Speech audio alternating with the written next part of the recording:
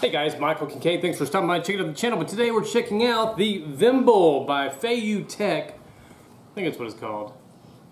The Special Vimble. But is it a cheaper alternative to the DJI OSMO? I don't know. We'll put it through its paces and check it out. But I've been pretty pleased with it. Been doing some random field testing with it, which I'll show you some of the footage on that. But it has been a pretty cool little, very well-priced gimbal. I believe at the time of posting this video, I will put the price, actually I'll put it right here, because I'm not sure. So check that out. But a link will be in the description below so you can check out the current pricing on this little gimbal, but it absolutely does work pretty fantastic. Now the cool thing is, now the Osmo, I really liked about it because you can rotate and it'll rotate, which this one does too, but it won't go up unless I have not figured out a setting. But I'll come around here. We'll kind of go through some of the features on it. Now you do have, this is your normal mode, which just gives you your gimbalized setting. Now you can go into your settings menu, which is that little icon there I just tapped. It does have face detection. We'll try that out here in just a minute. But you can see you have your face detection and tracking, your panning speed, tilting speed options, your photo and video settings. We'll click on that. We are at 1080p, highest full resolution. Not sure what the frame rate is default, but whatever that is, we don't know because it didn't tell you. Storage location, camera control. So your timers, one set. So you do have a timer, which you can set to where it will, when you hit the record, it will go count down 1 to 3 up to, good grief, 5 minutes, really? So you do have a burst mode, burst time interval. You want to click on no watermark. It's super annoying because it is already defaulted with the watermark on. You have a display grid. Now, as far as the gimbal settings, you can adjust your motor dynamics, which I'm not going to fool with any of that. Your follow settings, now that was also in, so it does have a follow dead zone, which I have no idea what that actually means. Some of you may be able to elaborate on that. Your joystick settings, what about. Now you do have, again, now we're on our normal mode. You can barely see it, but it's right there. You do have your panoramic mode. We'll go ahead and try a panorama. Go ahead and get this set up over, so we're doing it over here. We'll start way over here. And what you'll do is hit your camera icon. Boom. Start taking panoramic photos. We just slowly start panning to the left.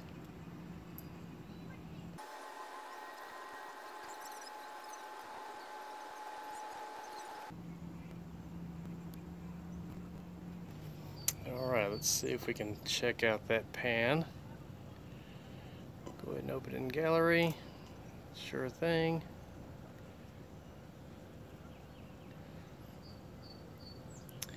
And there we go.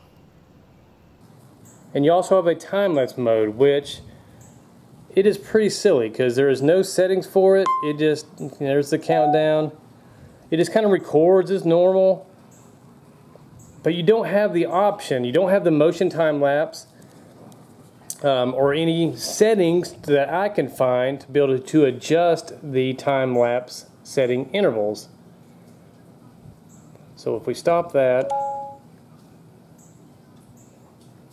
and we'll go ahead and play that real quick. I mean, all you have is just a kind of a stop motion type.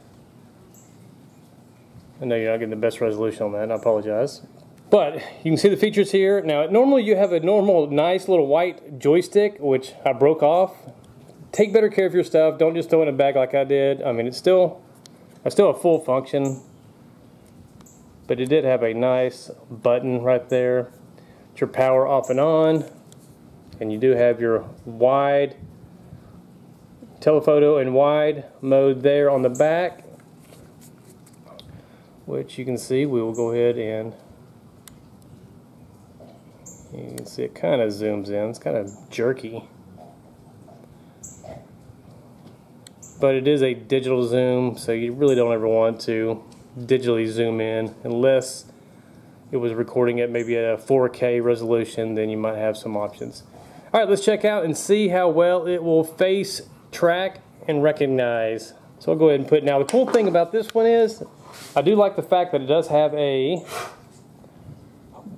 thread mount on the bottom, so you can mount it to a tripod much easier than having to get the actual dedicated adapter for the DJI OSMO Mobile. But again, the mobile has a ton more features. Alright, so on the face tracking, you can barely see it, but there's your camera icon to switch the camera back and forth. Then right above that, let me get it out of the way, there we go, right there, you may or may not be able to see that.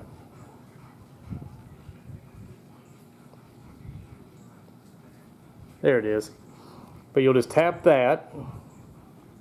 Start face tracking failed, because it needs to be, I guess, face tracking me. Here, let's go ahead and switch the camera around. There's our lovely little setup. We'll hit the face tracking. Oh, because we got it in normal mode.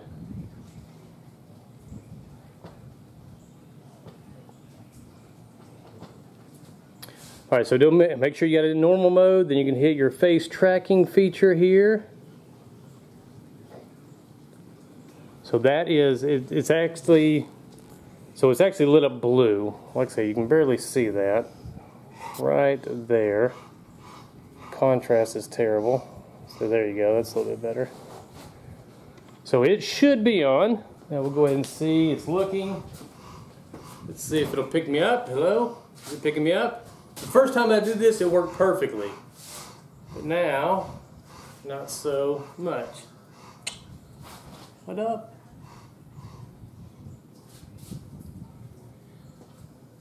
So, will it face track? Come on, baby. Face track for me. Maybe it doesn't like the hat. I don't know. Ooh. Is that what it was? Didn't like the hat. So now you can see it is trying to find me. I'm over here. Alright, there we go. Now it's coming along. So we're gonna got a dog laying here. So it may have lost me again. There we go.